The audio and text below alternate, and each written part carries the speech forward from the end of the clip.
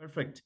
All right. Well, hello, everybody. I hope everybody's doing well, and I hope your young year, although January is a goner, almost is going terrific as well.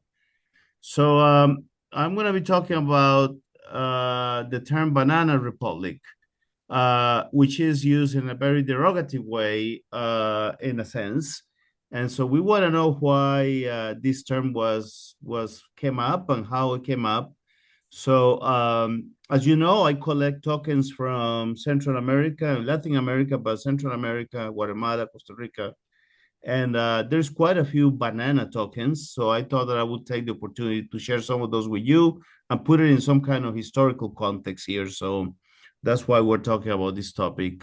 Um, this is okay, well, I forgot to put index instead of indices. Sorry about that. But so that's the index of the conversation. That was my Spanish popping up in my PowerPoint. But anyways, we're gonna put this into a historical context. The very first sort of 4 or 5 slides will be familiar to some of you, as you will see later, but then we're gonna be getting more specific into issues related to the socioeconomic context of Central America, bananas and coffee, and how we can use Exonumia to explain that context. Okay.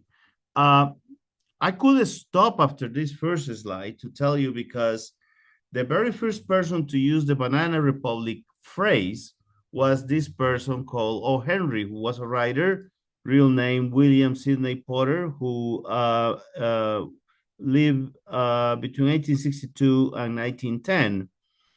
O. Henry was a writer who was in Honduras, really hiding. He got into trouble with the law, and Honduras was in the middle of nowhere at the time, and he went there to kind of hide away for a little bit, and he wrote this book called Cabbages and Kings.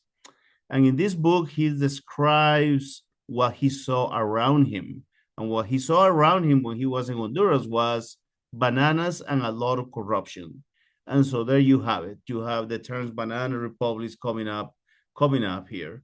So what is a banana republic according to O. Henry, and the way that we see it? Is a country with a capital system, in a sense, is a state-owned capital system to a degree. It's a country that is very stratified into the very rich and the very poor, with a middle class almost non-existent at the time. It's a country that depends on natural resources. What he saw were bananas and some coffee, but it could be mining, it could be any other, it could be lumber. And in fact, that was the case for what he saw around him. And it was a country that was poor, low economic development. And the term banana republic, as he explained so has been used in a very with negative connotations ever since. Military coup d'etats and that kind of thing. And so we're gonna see that that is indeed the case. So it all starts in Costa Rica. Costa Rica. This is Costa Rica with Nicaragua to the north. Let me get my pen going. Where's my pen? Right here. Yep. So it has Nicaragua in the north and Panama in the south. And at the time, Costa Rica needed a railroad. Why? Because most coffee production, which was the main thing in Costa Rica, was produced in the Central Valley. Actually, this is the Central Valley, not this. And as we will see later, Costa Rica needed a way to get that coffee to the Atlantic. Why the Atlantic? Because the main customers of Costa Rican coffee were England and Germany. And so you needed to cross the Atlantic to get that coffee to Europe, right? And I don't know why my forward thing is not working. Let's see. Okay, so this is a map, again, of Costa Rica. The end product, by the time in about 10 more slides, we're going to see that the railroads built in Costa Rica where was this is the railroad that I'm following up with my green line. It went from the Central Valley here, as I said, to the Atlantic coast, and then to the Pacific coast to Punta Arenas. Uh, and um, and so that was important. It's important to understand why this banana republic concept came up. Oh, now I need to erase this. I don't think I'm gonna use my pen anymore. Sorry about that, folks. Uh, okay. So how was Costa Rica coffee getting to Europe in the 1840s when they started that? Jeez. Okay. This is a map that I shared with you when I talk about the San Francisco token, the Jones Saloon. But this applies as well here. This is Costa Rica right here in the middle, when next to Panama. And the way Costa Rican coffee was getting to Europe, which is to the right of this map, was either going to Valparaiso, right here, Chile, or going through Cape Horn, going to Rio de Janeiro, and then to New York, where the steamships will take it to the right, to Europe. Okay, that was a long route, and so hence the need to have a railroad or a means of transportation to go to the Atlantic. The coffee export crop started in 1830, more or less. But by the way, there is another issue here. When Costa Rica was sending his coffee to Valparaiso, Chilean merchants were packaging the coffee and saying Chilean coffee. So Costa Rican coffee was getting to Europe as Chilean coffee. And Chile has never produced one cherry of coffee in his entire history. So Costa Ricans had a need to overcome this middleman problem. So we already said that. So there was a need to establish a port in the Atlantic. Why does it matter? Because the Costa Rica government started trying to solve this problem of developing a railroad that was the means of transportation they were looking for to the Atlantic from the Central Coast. The first contract was signed with Richard Trevchik, which was an English engineer who was in Costa Rica between 1822 and 1827. He was the first one who brought the mint house or the equipment to produce coins to Costa Rica from Peru, where he was prior to arriving to Costa Rica. And by the way, Mr. Treptic is considered the true inventor of the steam engine. There is a huge, well, I would say, it's interesting to read his life. He almost died in Costa Rica. He got sick, so he left for England to do other stuff. So he wanted to build a railroad. He had the vision that Costa Rica needed a railroad from the Central Coast to the Atlantic.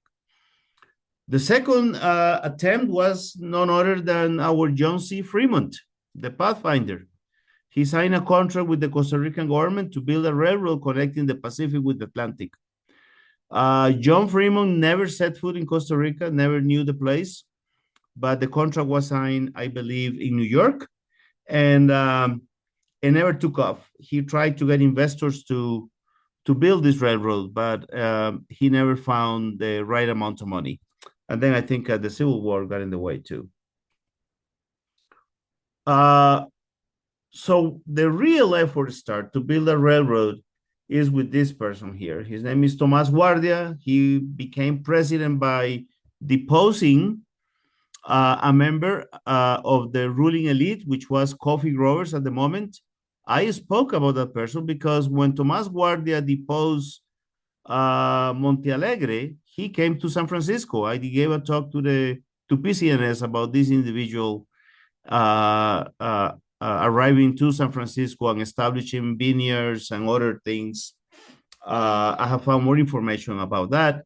So Tomás Guardia basically replaced this duly elected president, and he was a dictator from 1870 to 1876, and then later on from 1877 to 1882. He had the vision to build the railroad. When I say he had the vision, is like he knew what needed to be done. He knew that he needed to find the right person to do it. And the right person was this individual, Henry Meeks. Henry Meeks um, signed a contract with Tomás Guardia. Michael Wenner gave a talk about Henry Meeks about 5 years ago. And I'm working on a little article about this person and Minor Kid, his nephew, who I will follow with information shortly. In any case, Henry Meeks signed a contract with Tomás Guardia's government to build a railroad from the Central Valley to the Atlantic coast. Henry Meeks is a very controversial person. As you know, he swindled a ton of money in San Francisco. He left in a hurry, so to speak, to put it mildly. There's a whole history about Henry Meeks being pardoned by the California legislature. They clear him of his misdeeds in San Francisco. People claim that it was well deserved because he paid back the money that he has swindled to the city of San Francisco and other investors. He speculated with real estate in the 50s in San Francisco, 1850s. But anyways, I'm not going to get into that. I'm just going to say that Henry Meeks signed the contract with Tomás Guardia's government. The contract was signed in Peru, by the way, not in Costa Rica. Why Henry Meeks? Why did Tomás Guardia look to Henry Meeks to build this railroad? Well, he was an excellent railroad builder. He had a track record of building railroads in Chile and Peru by the time that he was approached by the Costa Rican government. He was a terrible businessman. Like I say, he did a lot of damage to investors in San Francisco, and he was bankrupt 2 or 3 times in Peru by the time he died. He made fortunes and he wasted them. But so he was not a very good businessman. He never hung on to his money. He never visited Costa Rica. Now, I say this with I should have put an asterisk on that particular sentence because I've been looking into if he ever went to Costa Rica when the railroad was finished or the last stage or the second stage of the railroad. And I found a newspaper article that mentioned his name, but it's not clear whether he was at the ceremony or not. My take is that he was not. Why was he never in Costa Rica? First, because as we will see later, he delegated the construction of the railroad to somebody else, but also because at the moment, according to some newspaper clippings from Peru, the guy was in dear financial problems. He owed a lot of money. And so I don't think he could leave Peru. I think he was being watched or something like this. In any case, in July of 1871, they signed the contract to build a railroad. The original amount of the contract was for 1.6 million. I'm not going to get too much into the financials of this contract to say, but enough is to say that the 1.6 million sterling was not enough to build. Why was it not enough?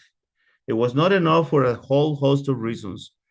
Among them, Henry Meeks was known to bribe and to buy his way into government contracts in Peru and Chile, and this contract in Costa Rica was no exception.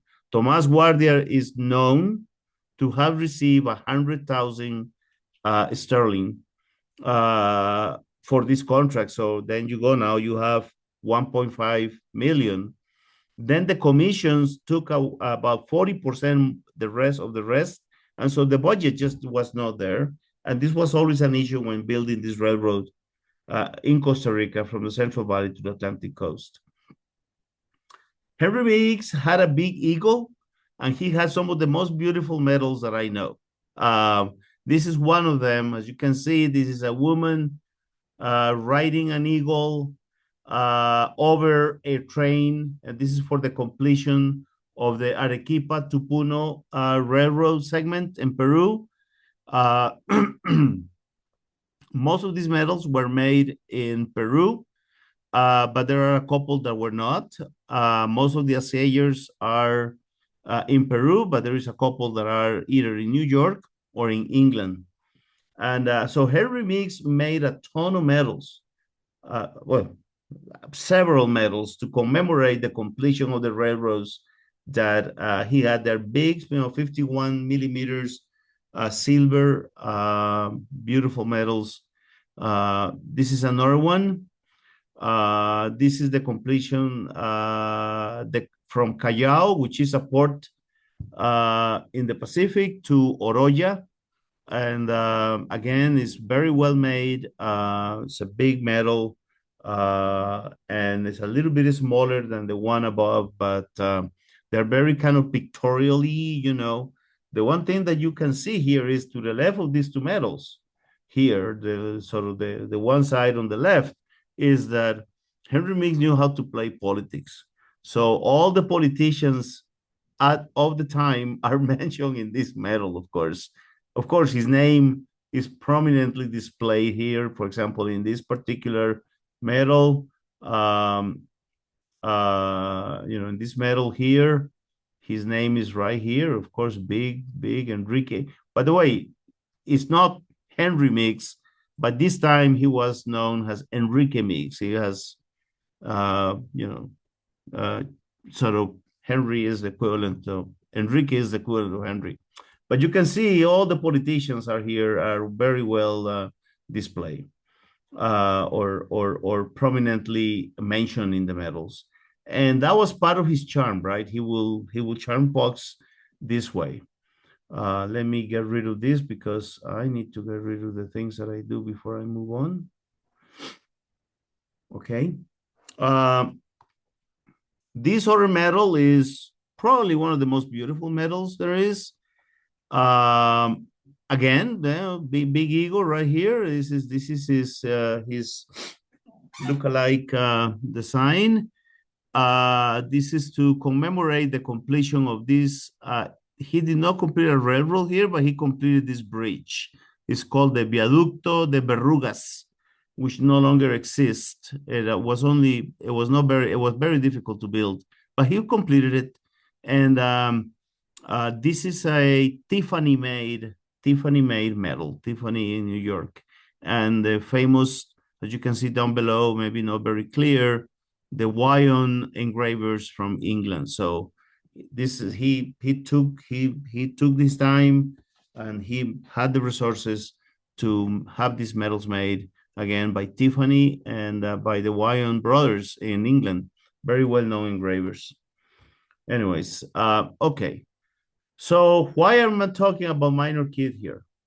Minor Kid is the king of, he was the founder of a Standard Fruit Company, the predecessor of United Fruit Company, and he was Henry Meeks' nephew. So this guy here basically decided that his nephew, he couldn't go to Costa Rica, so his nephew was in charge of business. Well, I'm going to explain that a little bit in a second, but Henry, for Minor Kid, was born in Brooklyn, New York. His father, who was Henry Meeks' brother, his father was a lumber businessman, and his mother was Henry Meeks' sister.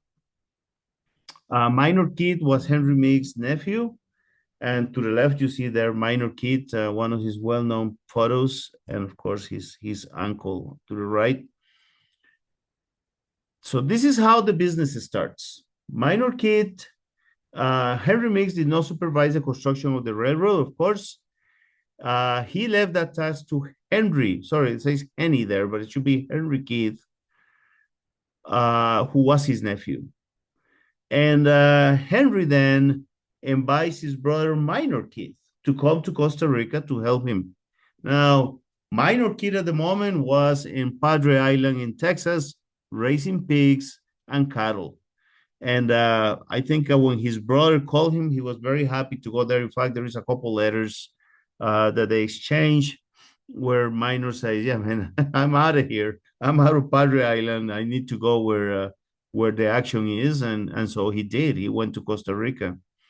At the beginning, a minor kid was in charge of business in the Atlantic, managing the company store. There was a company store. The way they built this railroad is that they start on the Atlantic, moving towards the Central Valley. This was probably not a very good idea, as we will see later, but that's the way they did it. And to make some money, he started exporting turtle shells and coconuts and other tropical goods to New Orleans. There was a huge market in New Orleans for this kind of stuff. And so he was making money while tending the company store and the company business in the Atlantic side. His brother Henry was in charge of the Central Valley operations of the construction of the railroad. Um, but I have to say, Henry left in theory to seek additional funding for the project to England, and Henry never, Minor's brother Henry, never went back to Costa Rica. I just don't think he had it in terms of the very harsh conditions in the tropics at the moment. The issue here, as I said earlier, was money. There was never enough money. Money was given left and right in bribes and commissions, and so they had to just continue getting into debt. Of course, it was the Costa Rican government at the beginning who was getting into debt.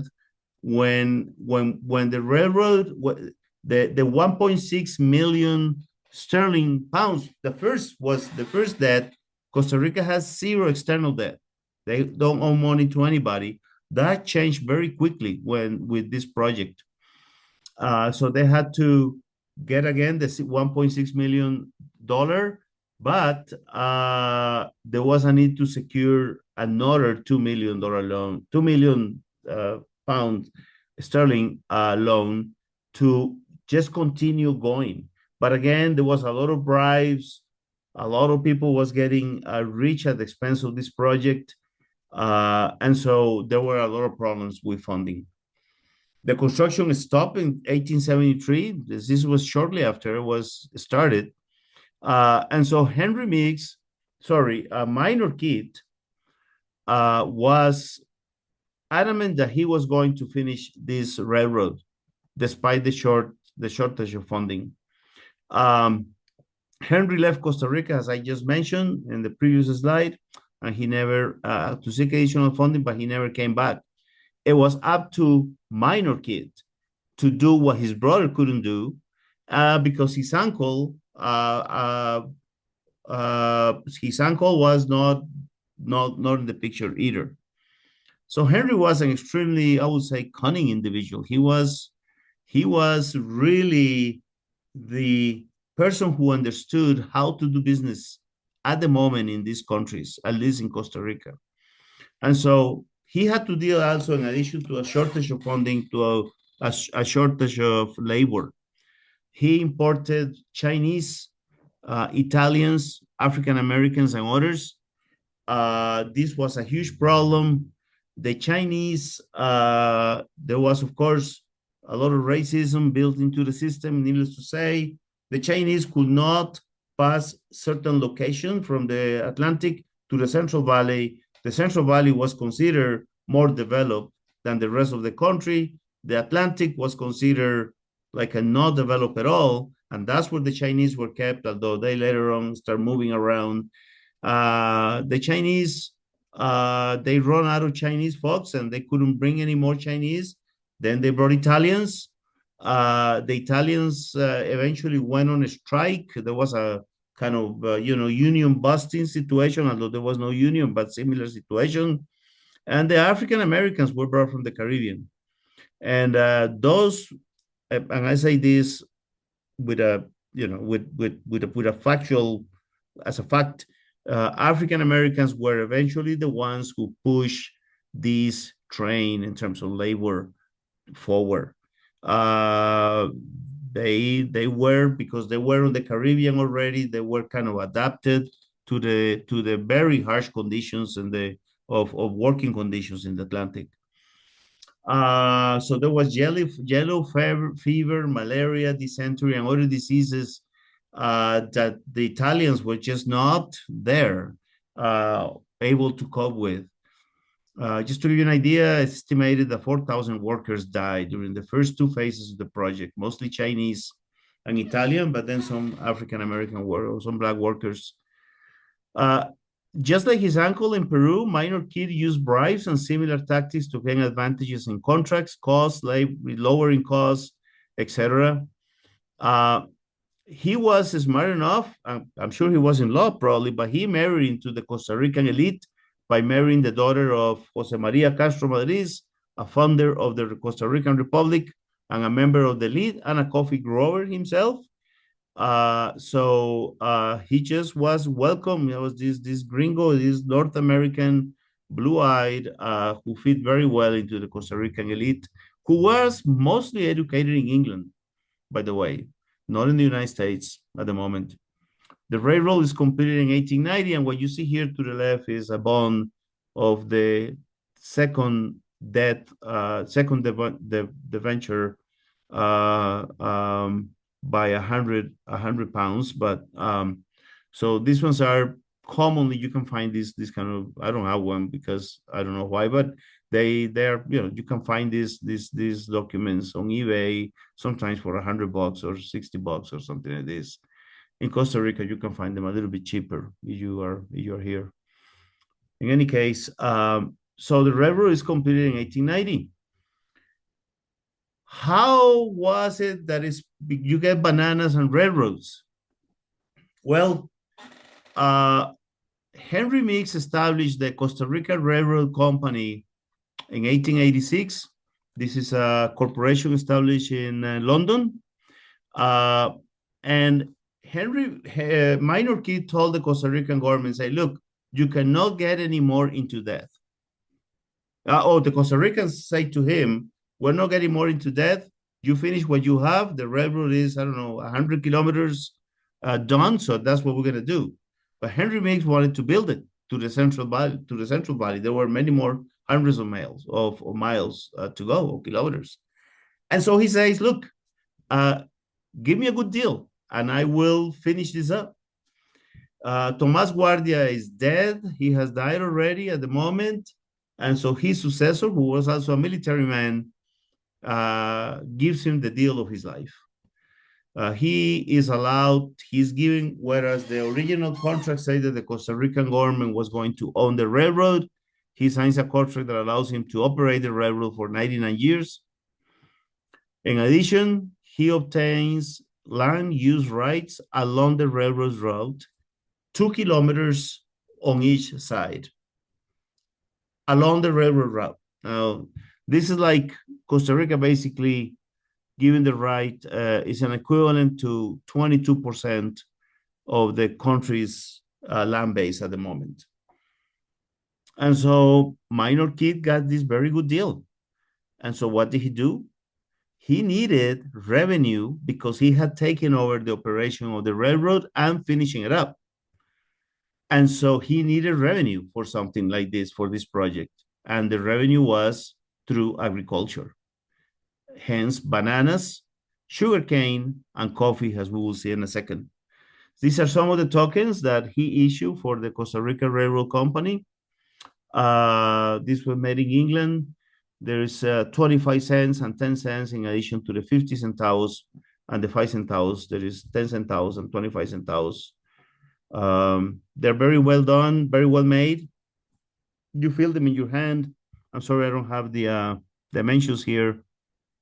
The 50 centavos is about a dollar size, not the Morgan dollar, but the small dollars that we see today in the US. And the 25 centavos are the size of a quarter, and so on and so forth. These are tokens issued by Minor Kid for the railroad that, again, he finished the construction, but I think Costa Rica paid a heavy price in terms of sovereignty and a bunch of other arrangements that they made with him. Now, the thing here, of course, is that the route moves from the lowlands in the Atlantic, where there's a lot of rain and humidity, where bananas grow well, to the central valley of the country, where there is a lot of rain but there is no humidity. So on the lowlands, you produce coconuts and sugarcane and bananas, and in the Central Coast is coffee. So the deal here is, of course, you need to understand why. The other thing is that the nature of the banana crop, bananas were needed, banana ripen very fast. You needed to get these bananas to New Orleans. And the only way for you to get into New Orleans was if the bananas plantations were next to the transportation system. Otherwise, you couldn't get them to New Orleans in good shape and people would not buy them. But we will see in a second how that work turned out to be. Anyways, what you see up in the top left is bananas being loaded into the train. And you see on the right is one of the stations that was where sugar cane was transported to the mills on these trains that he had. Okay, so you can see is the Northern Railroad, right? You can see on the left picture the Northern. That's where these tokens were used. So why bananas? Well, there was a huge demand for bananas in the United States, particularly in the East Coast, New York, New Orleans, etc., Boston.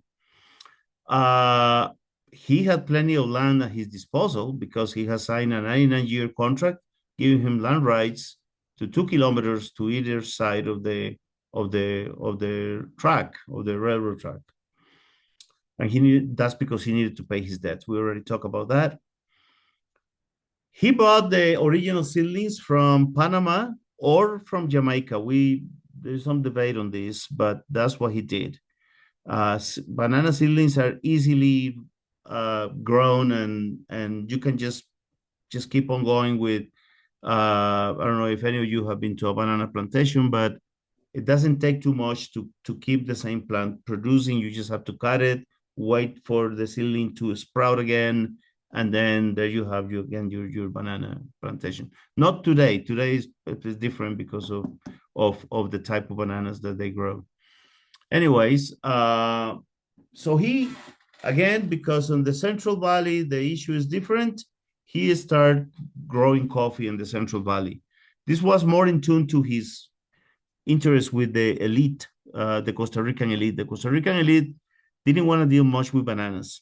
They thought it was a complicated crop to grow. The traditional crop of the ruling elite in Costa Rica was coffee. And when as his railroad building approached the Central Valley, he started growing coffee. And what you see is some of these tokens. The one on the top is a very well-made token. Again, 50 centimos. Is a company store. It's comisariato, which is the tienda de raya or company store. The one below is used to pay coffee pickers. And there's more of those. As you can see, this one has a name, minor kit, different denominations. These are not monetary denominations. They are coffee unit denominations. And I gave a talk about that, the different coffee units in Latin America, particularly from Panama to the north, to Guatemala and Mexico, what they are the equivalent. These are volume measures of coffee. These are in the Central Valley in San Jose.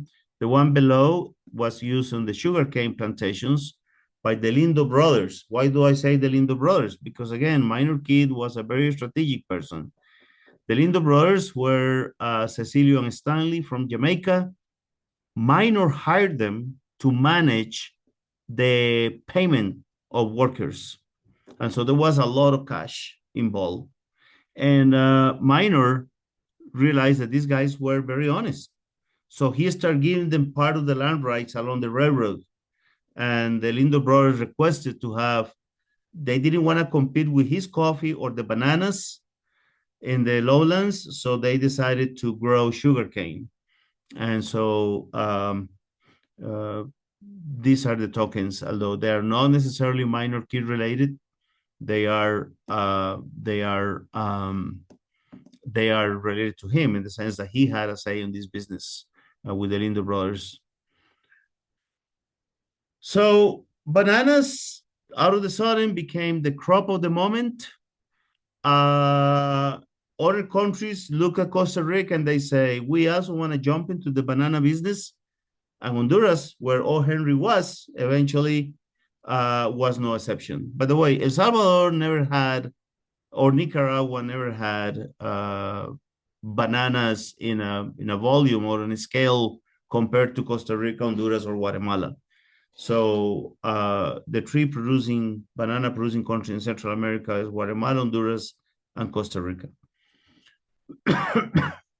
The Vaccaro brothers were these folks, Felix, Stefano, Luca, and Giuseppe, who started realizing that you needed to keep bananas cold temperature-wise to delay ripening so they could get to New Orleans in good shape. And so they started the business. One of the things they started was the ice. They had huge ice factories. And then they start planting bananas in Honduras. In fact, Giuseppe was known as the oldest dude, was known as the Ice King. And they established this corporation in 1914. As you can see, this is past. They figured that the good business that was going in Costa Rica, so they started replicating that. The Vaccaro brothers, the company started in 1863 with ice, but then they figured the ice could be used for something else. They started the ice business in New Orleans. Then they realized that they could buy land and use the ice to slow ripening of bananas and other tropical goods. And so that's what they did. They started with oranges, but oranges are not very tropical climate friendly. So they gave that up and they switched to bananas. And so the Vaccaro brothers became what Minor Kid was in Costa Rica. The problem was that whereas Minor Kid was king in Costa Rica, nobody contested his business. In Honduras, there were a few other people contesting the Vaccaro brothers. And so this is where the notion of banana growers manipulating the political system. Well, this is one of the tokens here that they have. As you can see, it's in English. Good for one meal. This was for workers, banana workers. By the way, I don't know if any of you have ever been to a banana plantation. It's a brutal job. It's even today. At the moment, back then it was tough. Today is tough. Back then it was much tougher. So this is one of the tokens used by the Vaccaro brothers. There is a couple of them that I will show you in a second.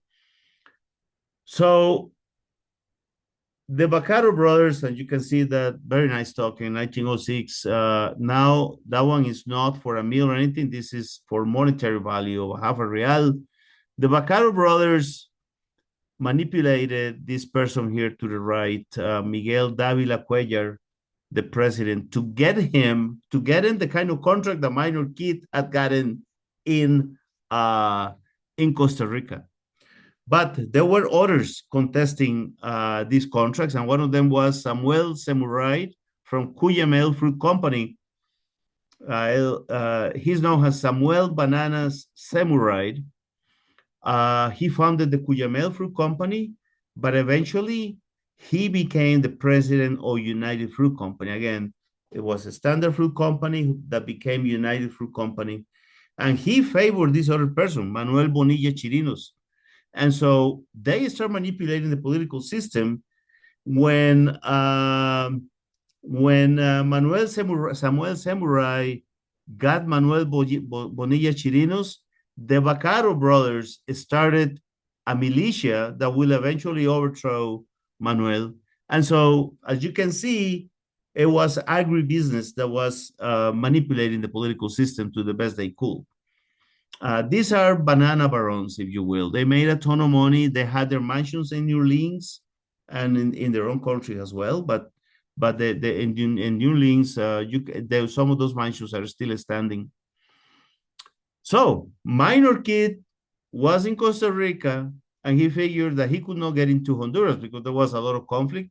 So then he went to Guatemala and did exactly the same thing. the same corruption, the same stuff that he did in Costa Rica. In this case, he aligned himself with Manuel Estrada Cabrera, president of Guatemala. He was a dictator from 1898 to 1920. That's 22 years of dictatorship. He ran the country like it was his household. It was also a godlike figure in the country.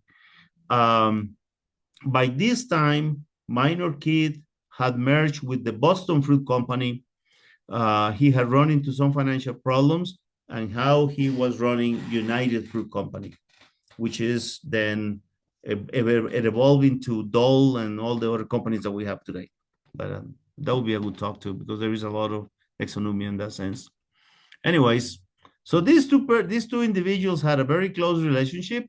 Minor Kid had people in the government basically on his payroll in Guatemala, and also he had a strong contingent of workers, administrative workers, all North American, that were in charge of operations. Cabrera signs a contract with United Fruit Company, which included no taxes of any kind for 20 years. Like in Costa Rica, land for United Fruit Company to establish banana plantations. And then, of course, they gave Minor Kid control over the railroad, particularly in the Atlantic region. Minor Kid got very, very ambitious, and so he decided he also wanted to expand to the Pacific. And there he countered with the coffee growers, opposition from the coffee growers who had their own railroads to transport the crops. The problem is, of course, the advantage the Minor had is coffee growers needed to get to the Atlantic to export the coffee. So they had no choice but to deal with him. These were mostly German immigrants who controlled the coffee production in Guatemala at the time. Guatemala was really a fiefdom of different groups controlling different economic activities. Manuel Estrada issued many medals. I mean, I have tons of medals, and I don't have a complete collection of these, but like Henry Mix, it was all about the medals were all about himself. So I'm gonna show you a couple of them here. They all related to railroads, because the thing was, Cabrera was obsessed with railroads. It was like I don't know how else to say it. And then he's working with Minor Kid, who was all about railroads. Of course, the two of them had this issue in common, so to speak. One is for the money, the other one is about it's something else. I don't know. I would call it an obsession. So this is the one on the top is for the completion of the railroad contract. This one unifies the Atlantic and Pacific railroads, which is why you have right here two trains, two railroads, right? And of course you have Manuel Cabrera's image on one side. The other one is about a railroad inauguration to Mazatenango, Guatemala, which is a very important. And so here you have, this is actually a lapel on the right, Manuel Cabrera. He appeared on a lot of medals. And the one that you see here is for the Railroad of the North, which Minor Kid controlled, of course, and is for $1 piece. But there are many, many more railroad and Manuel Cabrera's with images. United Fruit Company had several tokens in Guatemala. This one is one of them. As you can say, it says Guatemala Division right here on the right. Both sides are the same. They're worth one stem, one banana stem. This one uses a Guatemala coin. It was a provisional coin made out of bronze. And when they replaced these ones with other ones, because this was provisional, in fact, it says right here, provisional, United bought many of these ones, and they start using them, they counter market them with their name, and they start using them to pay banana workers or banana plantation workers. Same concept here, right? bananas. That's what he did. He followed the Costa Rica model. Working conditions were terrible here. People were dying left and right due to disease. These are other tokens used in Guatemala, United Fruit Company, the one on the top, and the one at the bottom is actually a coffee token, countermarked by United Fruit Company. And again, another picture there of bananas and railroads in Guatemala. So anyways, to conclude here, banana production shaped the political landscape in Costa Rica, Honduras, and Guatemala. There is no question about that. Corruption was rampant. They took presidents away. They put them into office. They kicked them out. They controlled the bureaucracy. In fact, a minor kid forced Cabrera in Guatemala because the country had a high debt, and the creditors in Europe and the United States were worried that Guatemala was going to stop paying his debt, and so they used minor kid to get some concessions from Guatemala to pay the debt at the expense of a bunch of other government budget items. And of course, minor kid got commission for that too. So, it was just too much immersion there. Financial schemes, corruption, political favors were used by Kid. Kid was the mother of all. I mean, what Bacaro and Samurai and others did in Honduras, they just followed that model. They learned from minor Kid. And they kind of got into a detent that they will not interfere with one another. So minor kid never went into Honduras, for example. And the key here was land grabbing, of course. Without the land, minor kid would not have been able to finish the railroad in Costa Rica. He would not have finished he would not have been able to export bananas and coffee. And I'm just gonna say the minor kid's footprint is still felt. I mean, he left kids, he left relatives, and today they're still, which they have lost, of course, the influence that they used to have, but they're not poor. They had a bank in Costa Rica exclusively to deal with their business, not regulated. They did whatever it is that they wanted, and so the footprint was quite a bit. So anyways, thank you very much. I'm done here, and I will be happy to take any questions.